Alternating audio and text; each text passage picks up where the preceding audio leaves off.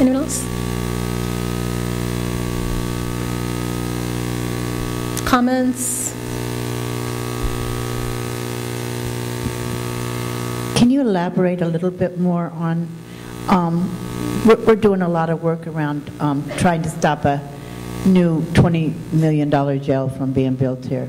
Mm-hmm. And so in doing that, you also have to look at recidivism. Mm-hmm. You also have to look at what happens. You know, there's another organization that's working on getting the box that people have to sign.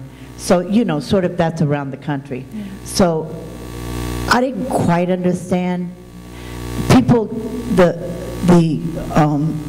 people that work on those houses that have just come out and been incarcerated, they get those houses? And are you working in other areas with people that just get out? Because that's one of the big problems. Sure, yeah. So to address the first question, so the first part of it is, so the brothers are on different kind of, some people have been out for a couple of years. Some are literally, this is the letter that this is the place that they're going to live, and so they don't get the house in terms of it's theirs. This becomes their transition house. This becomes their leadership development house.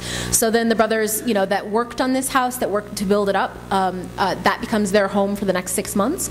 But a part of that program is, it is a leadership development program, it's a career development program, it's a spiritual development program. So they're equipped with a kind of,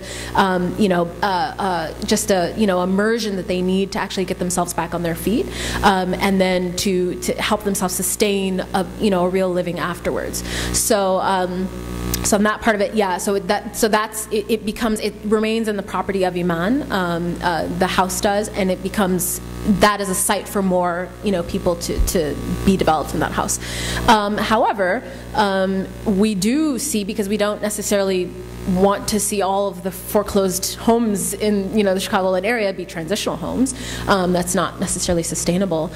So for instance, the Green Reentry home is our second home. The first home that we had, the Project Restore House, which is what it was called, the director of that program, who himself is a formerly incarcerated man, he now owns that home. So we were able to get him to buy the home. So we do definitely see this as a process by which people can actually have some kind of lasting, this becomes their livelihood, and this becomes something that they're able to build from.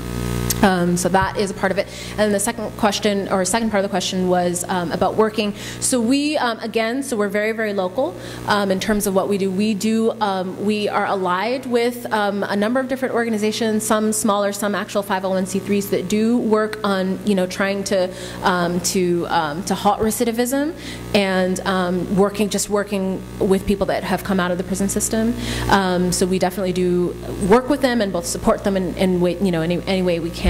We're also working to get this Green Reentry model national. So we have been at the White House presenting this model. We've been at places across the city and across the country and across the world, actually, at this point, just presenting this model for change. And we're really seeing some enthusiasm from folks both in the government and just in kind of private foundations and private entities around the country. So it is something that we're actively trying to grow and to expand and to make sure that it makes ground in other places. Any other questions?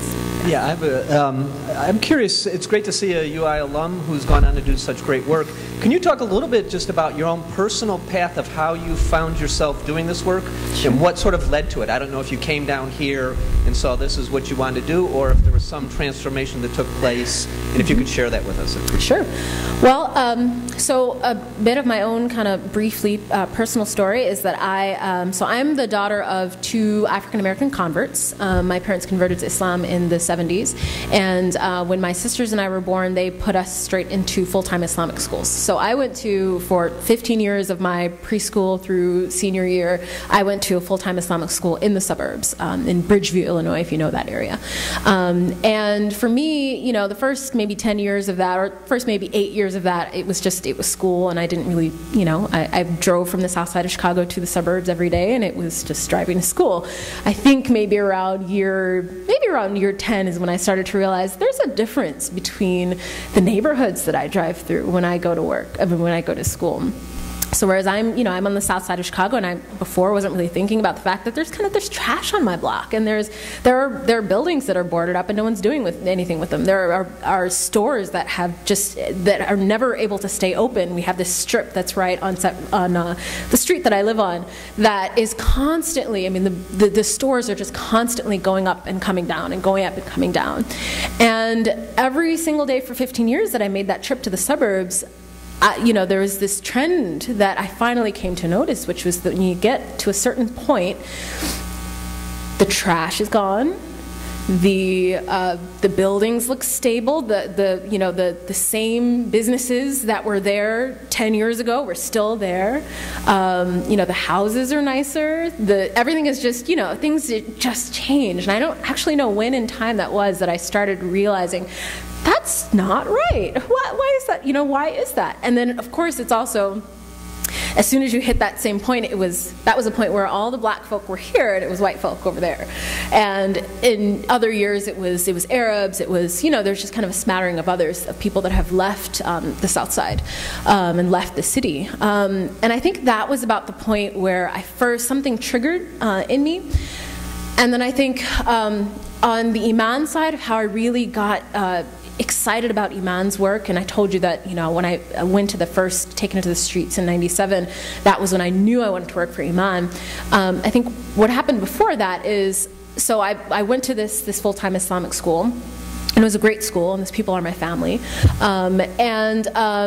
and really something that relates to your question is, the school is predominantly Arab. It was predominantly Palestinian, Jordanian, some Syrians, a smattering of South Asians, and then there were like the 5 black folk, which were me and my sisters, and 2 other people from the South Side.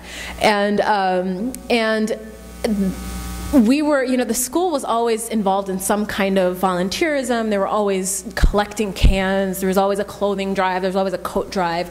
But typically what happened to those things is that they were shipped overseas. They were shipped to places where they really needed them in the world, Chechnya, Kosovo, wherever.